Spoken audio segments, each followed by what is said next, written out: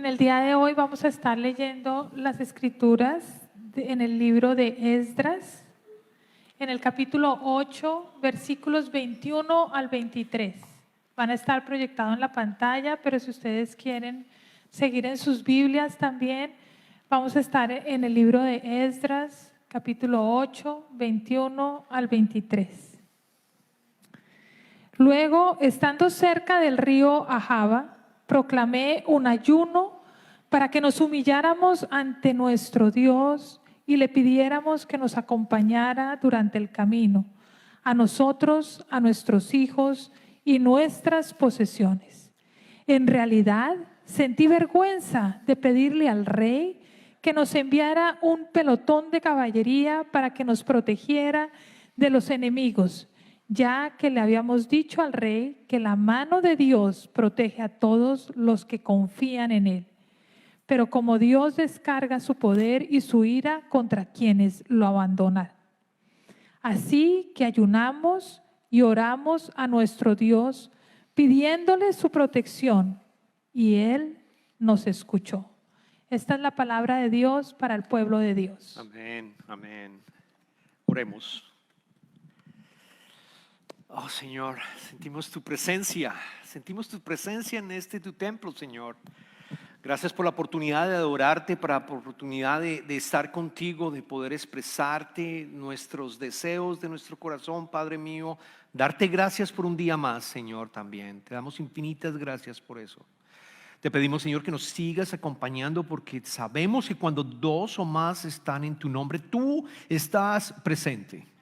Y sabemos también que cuando aceptamos a tu Hijo como Rey de nosotros, en cada uno de nosotros, el Espíritu también vive en cada uno de nosotros, Señor.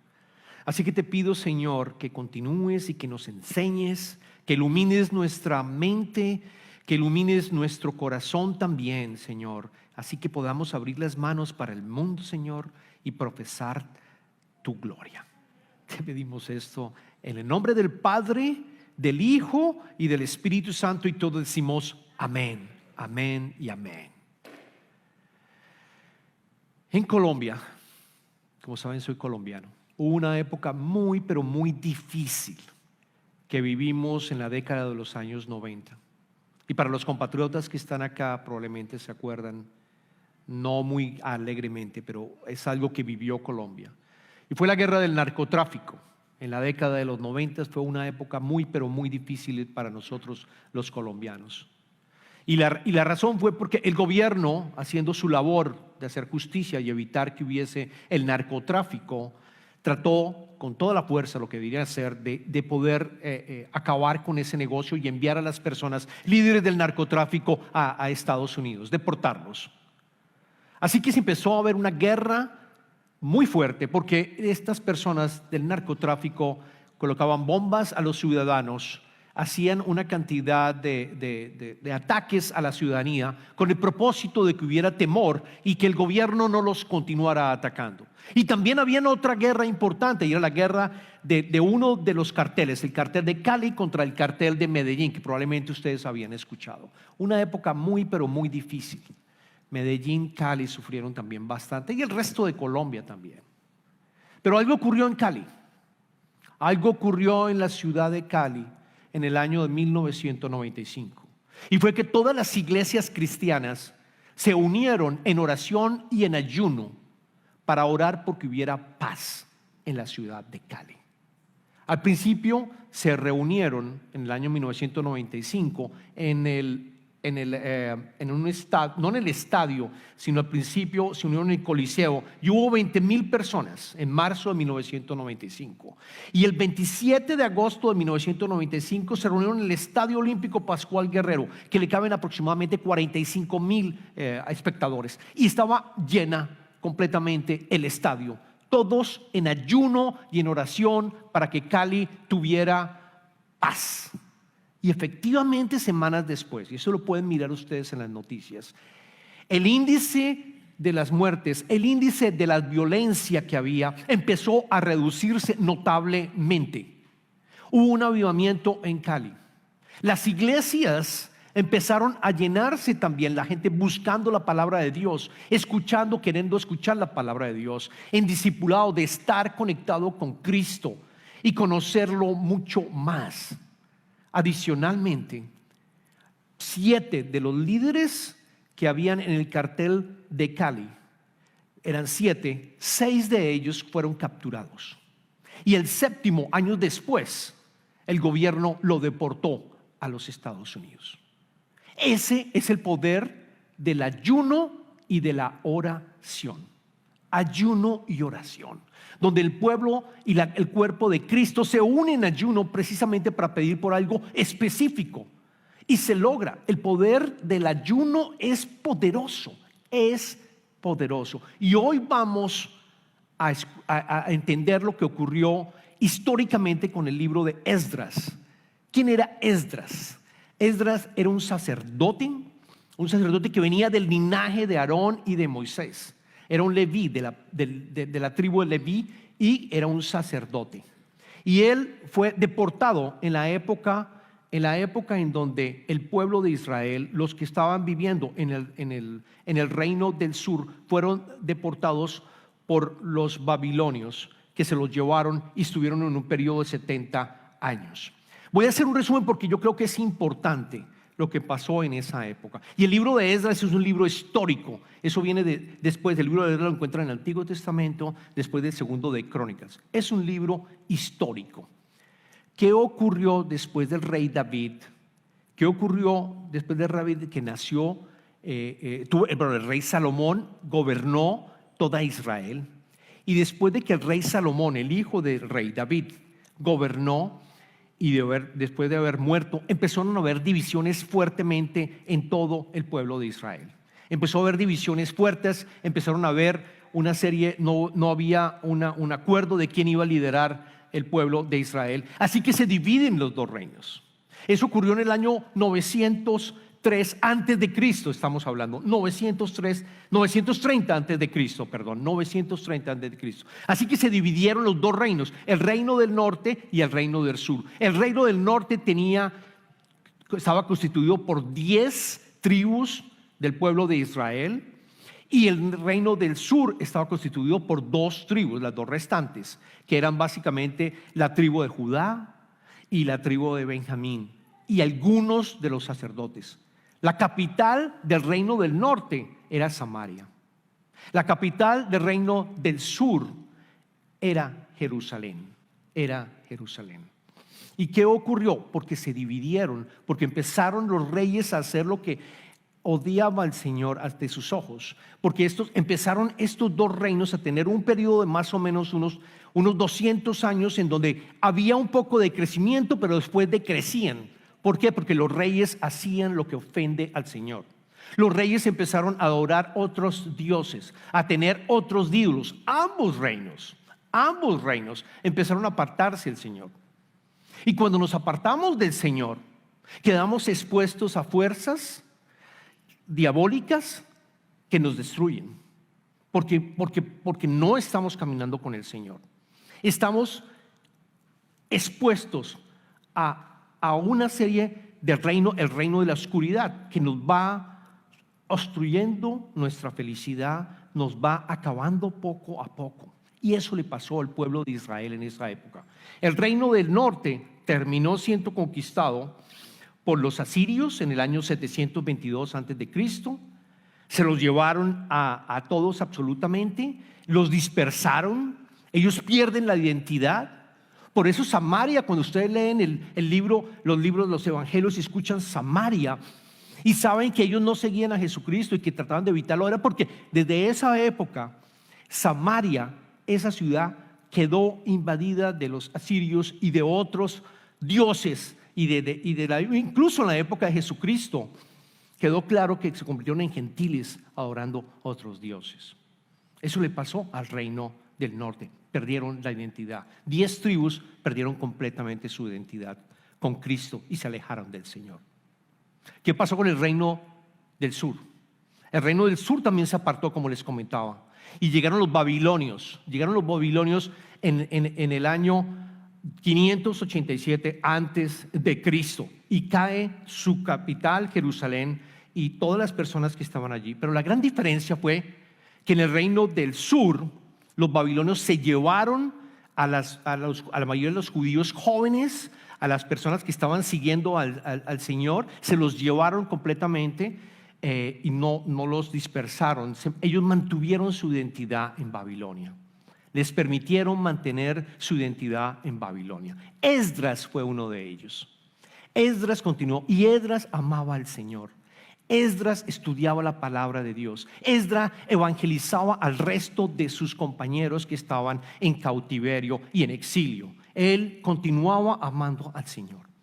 Y duraron 70 años, y el profeta Jeremías el Señor había hablado al profeta Jeremías y le había dicho: el pueblo va a volver a Jerusalén.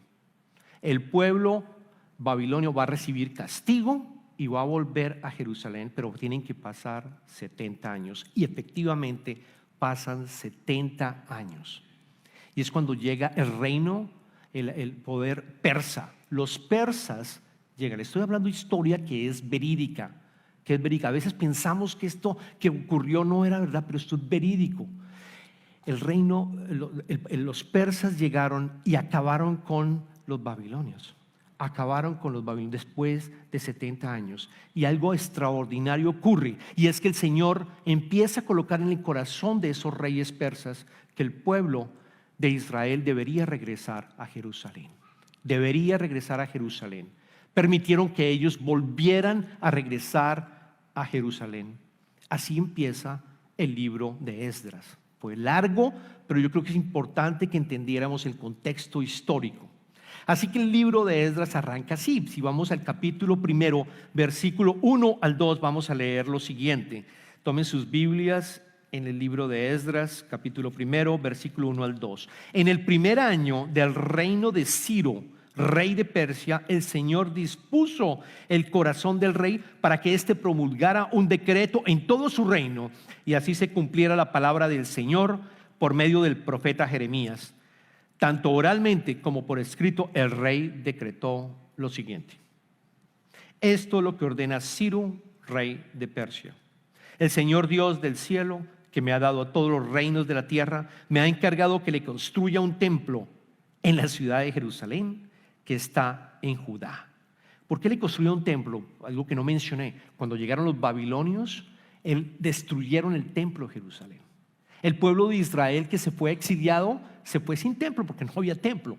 Acabaron con el primer templo. El templo de Jerusalén quedó acabado por los babilonios, lo destruyeron.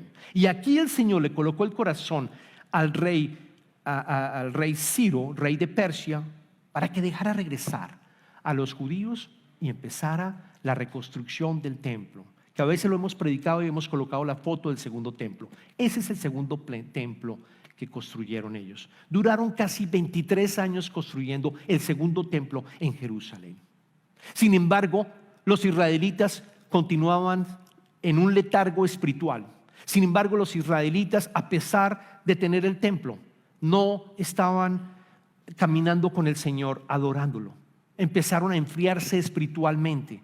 El Señor vuelve a actuar. Pasaron varios reyes, el rey que les comento, el de Ciro, el rey Darío también está, y otros reyes, hasta que después llega un rey. Es el rey que lo vamos a leer ahorita en el capítulo 7. Me estoy moviendo para el capítulo 7 del libro de Esdras, donde está el rey Artajerjes, rey de reyes, persa. Vamos a leer el capítulo 25 al 26. Este rey Artajerjes, rey de reyes, persa, le dice a Esdras que él tiene que tomar las siguientes responsabilidades. Por cuanto tú, Esdras, posees la sabiduría de Dios, serás el encargado de nombrar funcionarios y jueces para que juzguen a los habitantes de la provincia al oeste del río Éufrates, es decir, a todos los que conocen la ley de Dios. Pero a quienes no la conozcan, enséñasela. Si alguien desobedece la ley de su Dios y las órdenes del rey, haz que se le castigue de inmediato con la pena de muerte, el destierro, la confiscación de bienes o la cárcel. Es decir, el rey asigna a Esdras. Recuerden, evangelista que amaba al Señor, que enseñaba, lo asigna para que vaya y empiece a regresar al resto de judíos que se habían quedado. Y precisamente para que imponga la ley de Dios. Y precisamente para que disipule a todos los que estaban en Babilonia y pudieran regresar.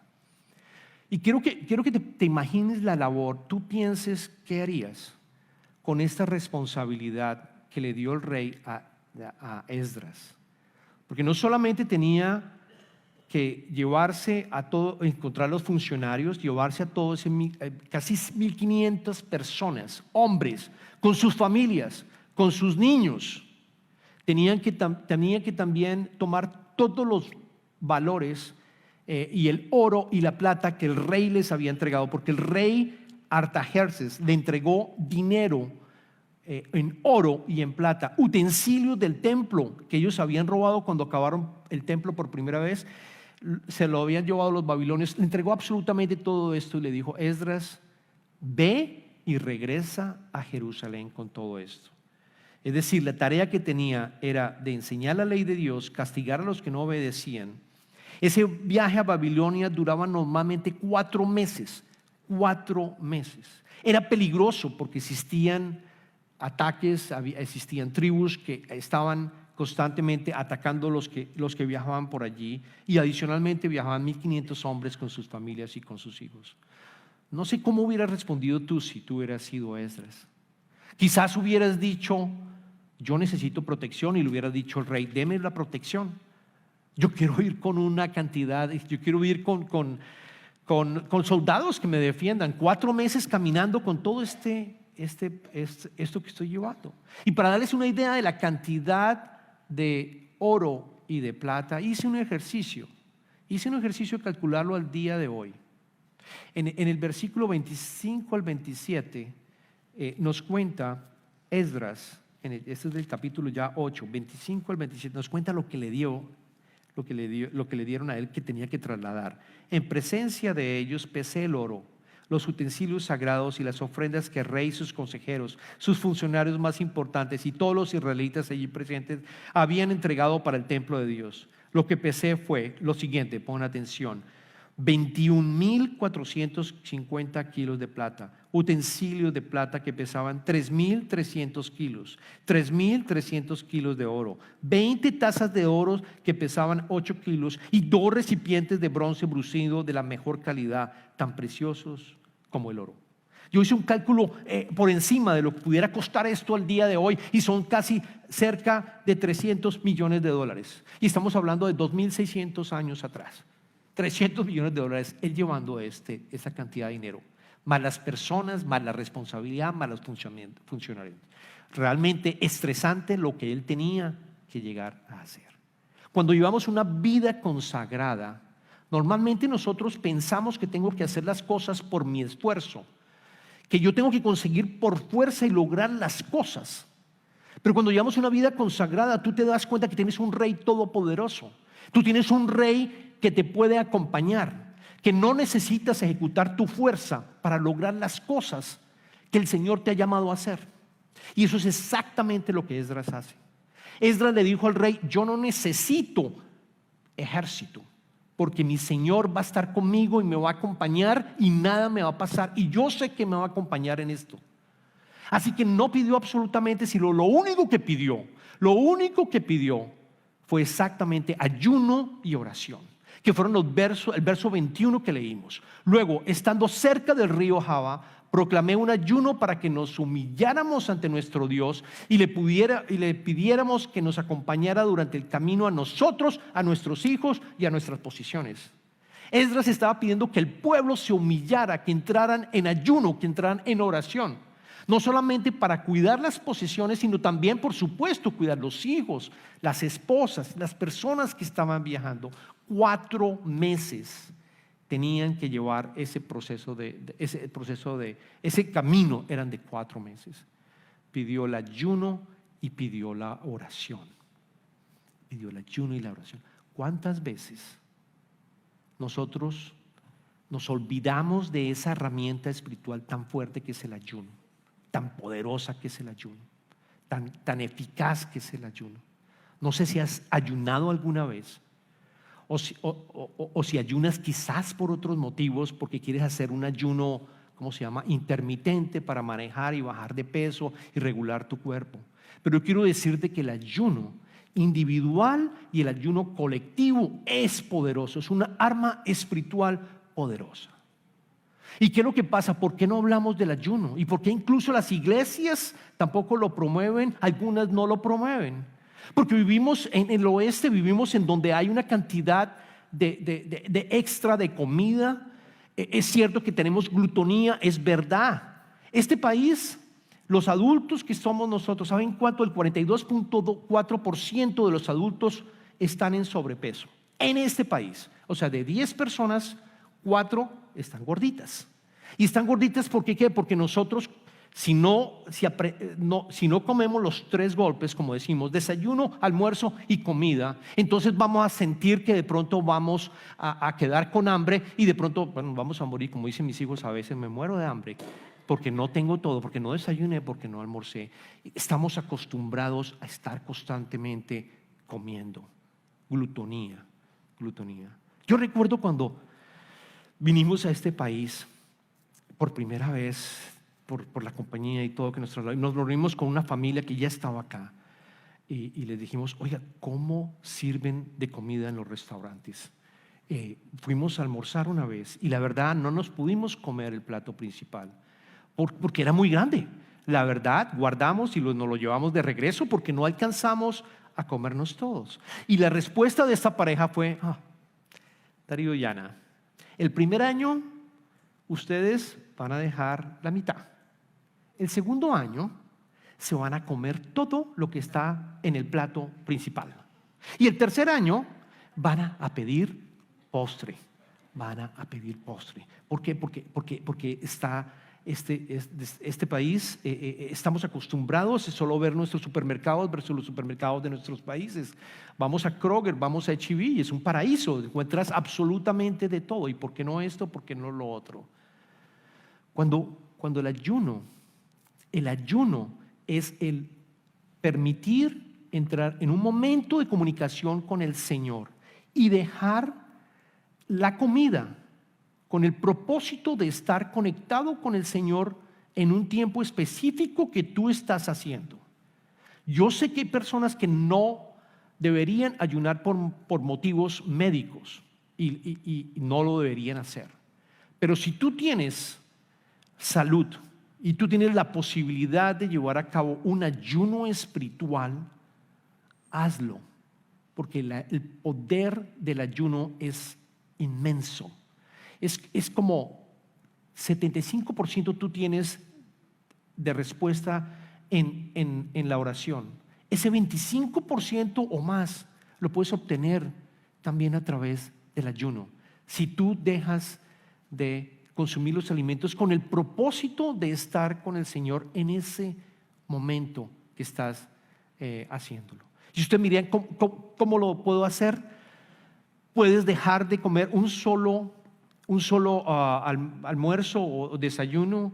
Quizás al final del día comes, pero no ayunas durante el desayuno, y si puedes ayunas también en el almuerzo y vuelves a hacer un ayuno de 24 horas o quizás más. Pero lo importante es los líquidos, mantener líquidos. Los que quieran hablar conmigo después les puedo comentar cómo pudieran llevar a cabo un ayuno de tal manera que puedan tener este momento con el Señor. Hay algo que nos enseña el ayuno, y es que cuando tú empiezas a hacer el ayuno por primera vez, te vas a dar cuenta de qué tanto tu cuerpo te controla. Vas a sentir dolor de cabeza, vas a sentir malestar, vas a sentir tu cuerpo empieza a gritar, necesito alimento. Pero si tú continúas y le pides al Señor, que es el pan de vida, Señor, aliméntame con tu mensaje, aliméntame con tu palabra, vas a dar cuenta poco a poco que te vas alimentando con la palabra, que tu foco, es interesante, cuando yo hago ayuno, mi foco, mi concentración se incrementa. Es algo interesante, pero se incrementa y puedo entender más claramente las Escrituras, puedo sentir su presencia mucho más cerca, puedo sentirlo. Y te incrementa la posibilidad de tener autocontrol. Tú empiezas a decirle a tu cuerpo, no, tú no manejas mi vida. Empiezas a tener autocontrol. De hecho, Thomas Kempis escribió un libro que se llama The Imitation with Christ, la imitación, The Imitation of Christ, y la imitación de Cristo. Es un libro precioso. Él dijo, abstente la glotonería y reprimirás más fácilmente todas las inclinaciones de la carne. Todas las inclinaciones. Si queremos llevar una vida consagrada, practiquemos esta disciplina espiritual que tiene tantos, pero tantos años en la historia. Del Antiguo Testamento lo encontramos frecuentemente y en el Nuevo Testamento también. Es más, Jesucristo, sabemos todos, hizo ayuno durante 40 días en el desierto. Y a veces pensamos que lo atacó el enemigo y Satanás porque tenía hambre, y es cierto, lo atacó porque tenía hambre, y 3 veces trató de tentarlo y él respondió con la palabra. Pero lo que ocurría en esos 40 días a través que él estaba en ese ayuno es que su espíritu se fortalecía, es que su espíritu era mucho más fuerte. En el Evangelio de Lucas dice que después de esos 40 días se llenó de espíritu, del poder del espíritu, y empezó a hacer su ministerio. Después de haber hecho este ayuno. En el Sermón del Monte Jesucristo habla de 3 disciplinas espirituales. Las ofrendas, dar a los pobres. Habla también de la oración. Nos da el Padre Nuestro también, nos lo explica, como segunda disciplina espiritual. Pero para llevar una vida consagrada habló de un tercero, habló del ayuno. Él habló del ayuno, habló de esas 3 disciplinas espirituales: dar a los necesitados, orar, y lo otro, ayunar. Y noten, voy a leerlo porque quizás lo ha leído muchas veces, pero quiero que entiendas lo siguiente. En Mateo capítulo 6, en el Sermón del Monte, vamos a leer versículos 16 al 18. Dice: cuando ayunen, ahí voy a hacer un alto en el camino. Cuando ayunen, ¿está hablando en plural o en singular? En plural. Cuando ayunen, está hablando de un ayuno colectivo, está hablando de lo que hizo Esdras, está hablando de lo que hizo Esther también. Es un ayuno colectivo donde el cuerpo de Cristo se une para ayunar, todos con un propósito específico. Dice: cuando ayunen, a todo el pueblo, no pongan cara triste como hacen los hipócritas, que demudan sus rostros para mostrar que están ayunando. Les aseguro que estos ya han obtenido toda su recompensa. O sea que toda la iglesia, si vamos a ayunar, no deberíamos estar diciendo: ay, en mi iglesia estamos ayunando durante X, Y, Z. No deberíamos estar diciendo y ufanándonos que estamos ayunando. Pero después dice: pero tú, plural o singular. Singular. Jesucristo está diciendo: pero tú, cuando ayunes, perfúmate la cabeza y lávate la cara, para que no sea evidente ante los demás lo mismo que estás ayunando, sino solo ante tu Padre que está en lo secreto. Y tu Padre, que ve lo que se hace en secreto, te recompensará. Te recompensará. Ayuno colectivo y ayuno individual. Ayuno colectivo y ayuno individual. Y dice: cuando ayunen, cuando tú ayunes. No está diciendo: si tú ayunas un día, esto es lo que tienes que hacer.